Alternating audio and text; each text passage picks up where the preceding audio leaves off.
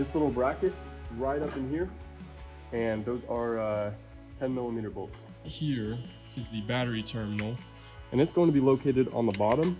It tucks up in there. Right behind where the red terminal leads, that's where that little cable leads. The only way to get back up in there to that little terminal is to go underneath.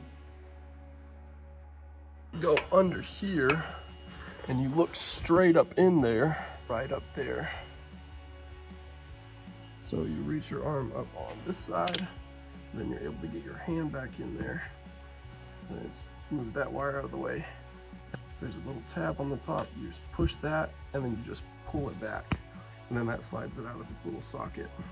Then you just push that button and it pops out. So next, we're gonna try and get that bolt on the bottom of the positive terminal. That bolt is a 13mm.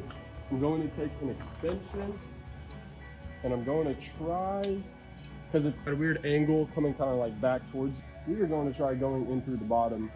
I came in through the side. With the swivel extensions, you're able to get it right back up in there.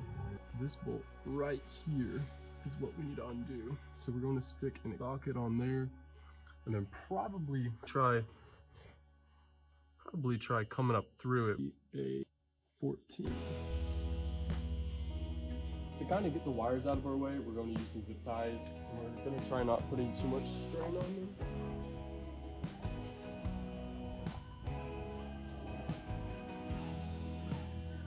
Your starter is facing like this, and we of course have the one screw that's in on the back side of the back vehicle going in this way. But this screw that's right across from our plug-in, it's facing towards the front of the vehicle. So I think if we take the skid plate off, we should be able to get some extensions in and go in at the front.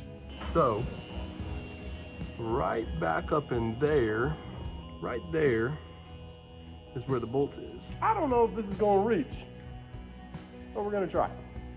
I'm going to try hitting it with some WD-40. And we are going to get that plug out of the way first.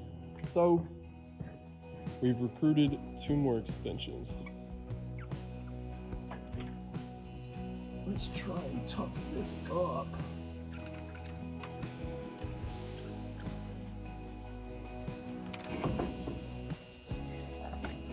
And that is how you get the old OEM one out.